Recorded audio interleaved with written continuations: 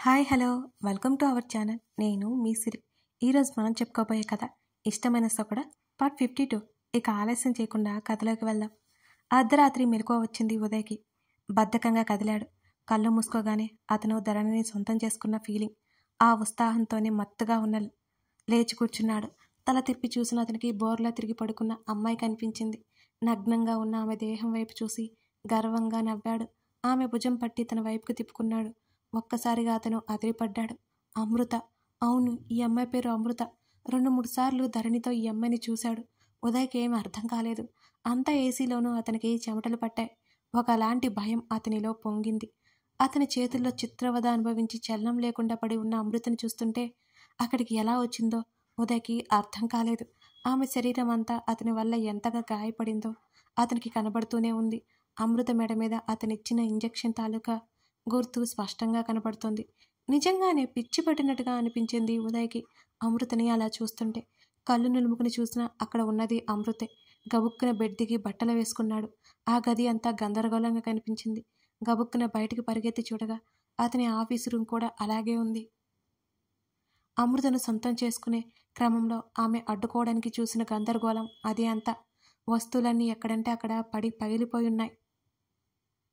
ఏం అర్థం కాక బయటకు వచ్చేశాడు.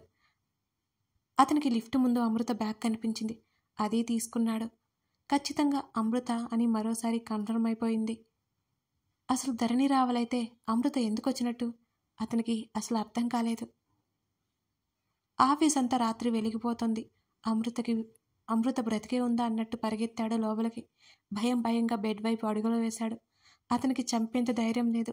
గగన్ని చంపేయాలన్నంత కోపం ఉన్నా చంపాలంటే అతనికి భయం. కానీ ఆ తాగిన మత్తులో ఏదో అనుకుని ప్లాన్ వేశాడు. ధరణి బదులు అమృత ఎందుకు వచ్చిందో నిజంగానే అతనికి అర్థం కావడం లేదు. అమృతను చూసినా అతనేనా ఇంత దారుణం చేసిందని కూడా అనిపించింది. అమృతని కదిపాడు. ఆమె స్పృహలోకి రాలేదు. నీళ్లు చల్లినా లేవలేదు. శరీరంలో వణుకు ఎక్కువైతే శివకుమార్కి కాల్ చేశాడు.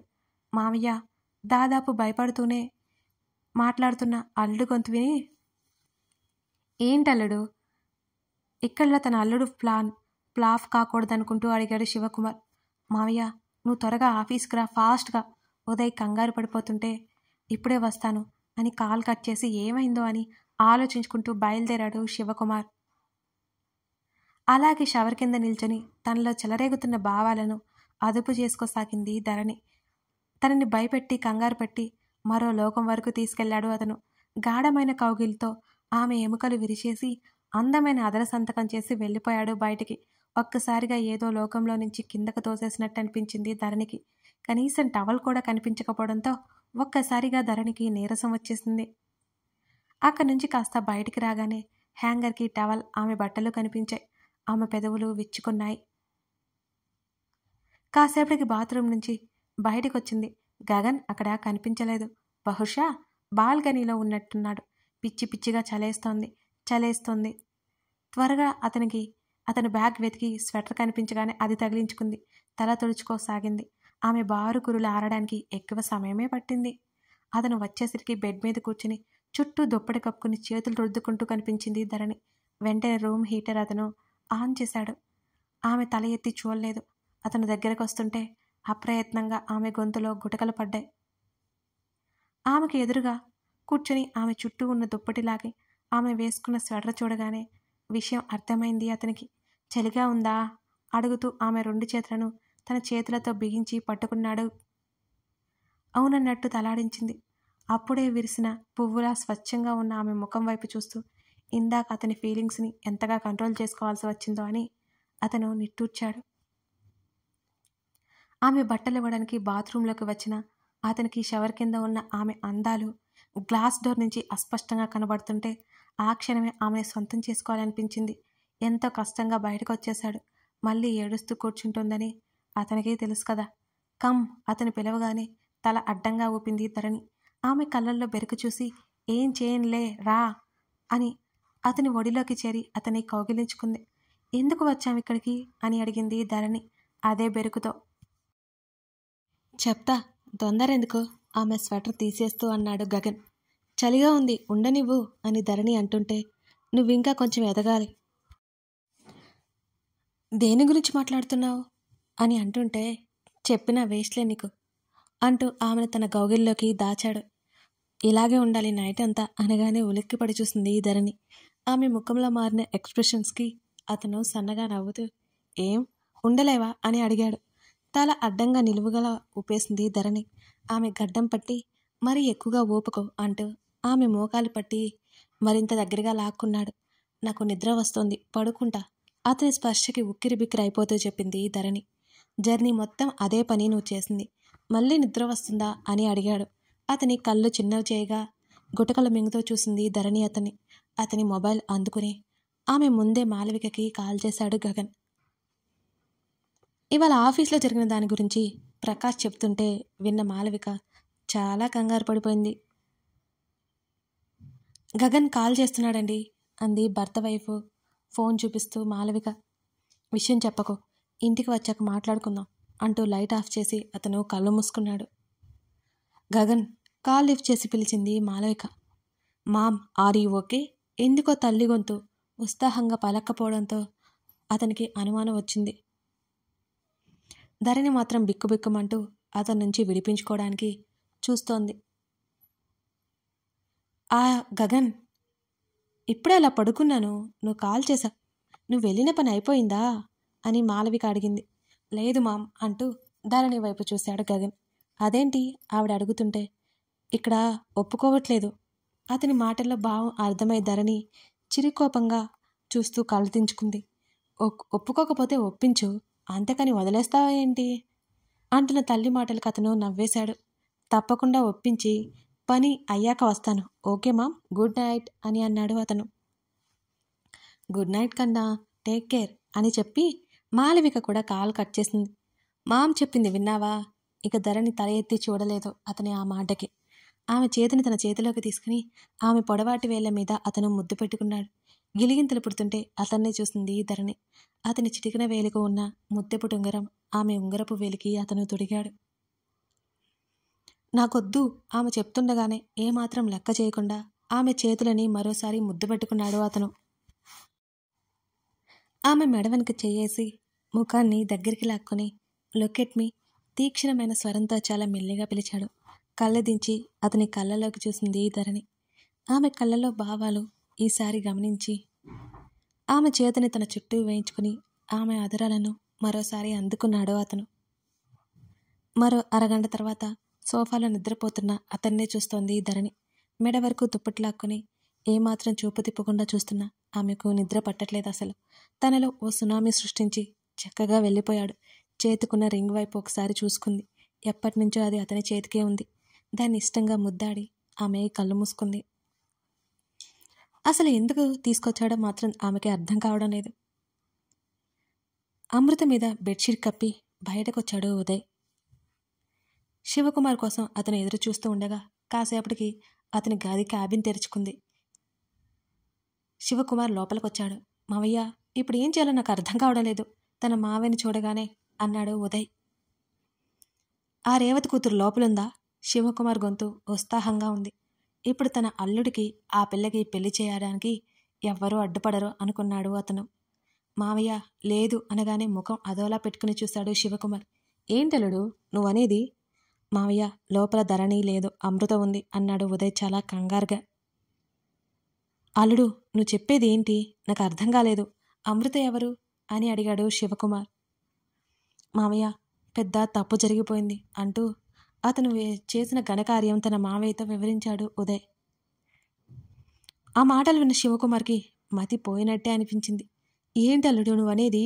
అతను గట్టిగా అరిచాడు. అవును మావయ్య, నేను డ్రగ్స్ తీసుకున్నాను, ఆ మత్తులో నాకు తెలియలేదు అంటున్నా ఉదయ్ని 4 పీకాలి అనిపించింది శివకుమార్కి. ఇంతవరకు అతను ఎన్ని చేసినా ఆడపిల్లల జోలికైతే వెళ్ళలేదు. ఇప్పుడు కూడా తన మేనల్లుడి కోసం ఈ ప్లాన్ ఒప్పుకున్నాడే తప్ప ఇష్టం లేదు శివకుమార్కి.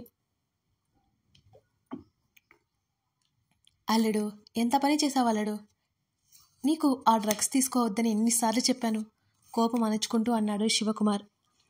మావయ్య, తప్పైపోయింది, ఇప్పుడు ఏం చేయాలో నాకు తెలియట్లేదు అన్నాడు చాలా చాలా కంగారుగా. ఇద్దరూ కలిసి అమృత ఉన్న రూంలోకి వెళ్లారు. అమృత అని పిలిచినా తట్టినా లేవలేదు.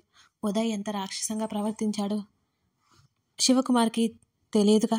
ఎందుకో అతనికి ఒక క్షణం కంగారు వేసి అమృత ముక్కు దగ్గర చేతిని పెట్టి శ్వాస చెక్ చేశాడు. చాలా భారంగా శ్వాస తీసుకుంటోంది. ఈ అమ్మాయికి కూడా డ్రగ్స్ ఇచ్చావా అని అడగ్గా అవును అన్నట్టు తల ఊపాడు. మావయ్య, ఇప్పుడు ఈ అమ్మాయి స్పృహలోకి రావట్లేదు. తనకి నేను తెలుసు. తను ఏదో చెప్తుంది కానీ నేనే వినలేదు. చచ్చిపోతుందంటావా మామయ్య? నిలువెల్లా భయం ఆవహించింది అతనిలో. అల్లుడు, నువ్వు శాంతంగా ఉండు. నీకోసం ఏమైనా చేసే ఈ మామయ్య ఉన్నాడు. ఈ అమ్మాయి చేస్తే నీకు ఎటువంటి ఇబ్బంది లేదు. అంటే ఈ క్షణమే చంపేస్తాను అంటూ అమృత వైపు చూపులు మార్చాడు శివకుమార్. మరోవైపు నా దగ్గర డ్రెస్ లేదు, ఈ శారీ ఉంది, పర్లేదా అంటూ స్నానానికి సిద్ధమైంది ధరణి. అతను కళ్ళార్పి తల పంకించాడు. అందుకే కనీసం బట్టలు సర్దుకునే అవకాశం ఇవ్వాలి అంటూ చురక అంటించి పారిపోవాలని చూసిన ధరణి చేతిని పట్టుకున్నాడు. ధరణి బిక్కమొహం వేసింది. ఇప్పటికిప్పుడు డ్రెస్ తెప్పిస్తే నీకేమైనా ప్రాబ్లమా అతను అడుగుతుంటే. నేను వాష్ చేసుకోకుండా వేసుకోను అని టక్కున చెప్పింది. తగలడు అని ఆమెను వదిలాడు. కానీ నాకు రాదే. పెదవి విరిచి అతని వైపు చూసింది. ఫ్రీజో చేస్తావా? చస్తావు. ముందు బెదిరించి మొబైల్ పట్టుకున్నాడు. గుర్రగా చూసింది ధరణి. బాల్కనీలోకి వెళ్ళి ఆమె బట్టలు చూడగా అవి సగం ఆరిపోయి కనిపించాయి. ఎండ తగిలేలా అతను సెట్ చేసి కూర్చున్నాడు. అతను ఎవరికో కాల్ చేశాడు. ధరణికి అవతల ఎవరున్నారో తెలియదు. ఎక్కడ్రా అని అడిగాడు. ఢిల్లీ అంటున్న హర్ష మాటలకి అతని బ్రుకుటి ముడిపడింది. Are you okay? వేద ఎక్కడా అని అడిగాడు. డిస్టర్బ్డ్గా ఉందిరా, అందుకే ఇటు తీసుకొచ్చాను అని అన్నాడు హర్ష. అదే ఎందుకు? గగన్ ఒక్కింత గంభీరంగా అడుగుతుంటే అసలేంటో అర్థం కాని ధరణి అతని వైపే చూస్తోంది. ప్రెగ్నెంట్ అని పొరపడింది. ప్రెగ్నెంట్ కాదు, అందుకే బాగా డిసప్పాయింట్ ఫీల్ అయిపోయింది. కొంచెం ప్లేస్ మారితే బాగుంటుందని అని అన్నాడు విషయం పైపైన చెప్తూ హర్ష. మిస్క్యారేజ్ గగన్ అడిగాడు. నో, అసలు ప్రెగ్నెంట్ కాదు గగన్ అని క్లియర్ చేశాడు హర్ష. ఊపిరి పీల్చుకొని ఏం చేస్తుంది అని అడిగాడు గగన్. ఇంకా లేవలేదు. నేను లేపలేదు, లేచాక చేయిస్తాను. ఉదయాన్నే కాల్ చేశావు అని అడిగాడు హర్ష. నేను ఇక్కడే ఉన్నాను అని గగన్ అన్నాడు.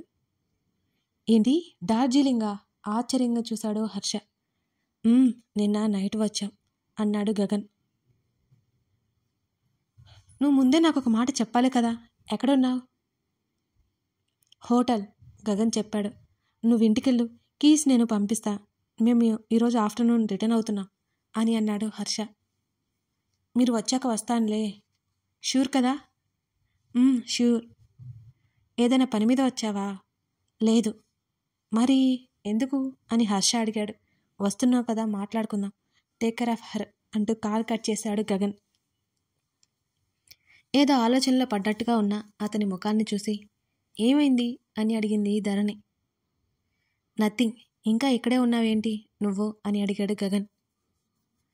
ఇంకాసేపు పోతే నా డ్రెస్ ఆరిపోతుంది, ఫ్రీ షో చేయకుండా చీర కట్టడం రాదు అంటూ అతను ఎక్కడ చేజిక్కించుకుంటాడో అని లోపలికి పరిగెత్తింది ధరణి. అతని నవ్వు సన్నగా అక్కడే పరుచుకుంది. ఎక్కడికి వెళ్ళారు? రాత్రంతా తన మావయ్యని అన్నయ్యని అడుగుతూ తల్లి పక్కన కూర్చుంది దీక్ష. తనది అదే ప్రశ్న అన్నట్టు ఉదయ్ వైపు తన అన్నయ్య వైపు చూస్తుంది రజని. గుటకలు మింగుతూ మామయ్య వైపు చూశాడు ఉదయ్. శివకుమార్ కళ్ళు ఆర్పాడు. ఉదయ్ శరీరానికి చిరుచెమటలు పట్టేశాయి. అల్లుడు ఏదో పార్టీకి వెళ్ళాడు, కార్ చెడిపోయిందంటే నేను వెళ్ళి తీసుకొచ్చాను అంటూ కవర్ చేశాడు శివకుమార్. అన్నయ్య, ఉదయ్కి సంబంధం వచ్చింది. ఎమ్మెల్యే గారి అమ్మాయి. తల్లి మాటలకు చిరాగ్గా ఫీల్ అవుతూ అక్కడి నుంచి వెళ్ళిపోయాడు ఉదయ్. అదేంటన్నయ్య, వాడు అలా వెళ్ళిపోతాడు? కొడుకుని ఆశ్చర్యంగా చూసింది రజని. రాత్రంతా నిద్రలేదు కదా చెల్లమ్మ, నువ్వు పట్టించుకోకు. ఆస్తిపాస్తుల మాట ఏమిటి? ఆ అమ్మాయి మన ఉదయ్ బాబుకి సరిగ్గా ఉందా లేదా అంటూ చెల్లి ఇచ్చిన ఫోటోలు తీసుకున్నాడు. అంతా బాగానే ఉంది, కానీ మన ఉదయ్ పక్కన ఏమాత్రం సరిపోదు చెల్లమ్మ. రంగు తక్కువ, హైట్ తక్కువ. బావని ఏదో ఒకటి చెప్పు అన్నాడు. రంగుదేముందన్నయ్య అని చెల్లి అంటుంటే, మన బాబు ఇంకా ఆ పెళ్ళిని మర్చిపోలేదు. నువ్వు ఇప్పుడే పెళ్లి సంబంధాలంటే కోప్పడక ఏం చేస్తాడు? కొన్ని రోజులు ఆగమని బావతో చెప్పు. ఆ పిల్ల రేపో మాపో గగన్ని పెళ్లి చేసుకుంటుంది. ఆ తర్వాత ఉదయ్ అర్థం చేసుకుంటాడులే.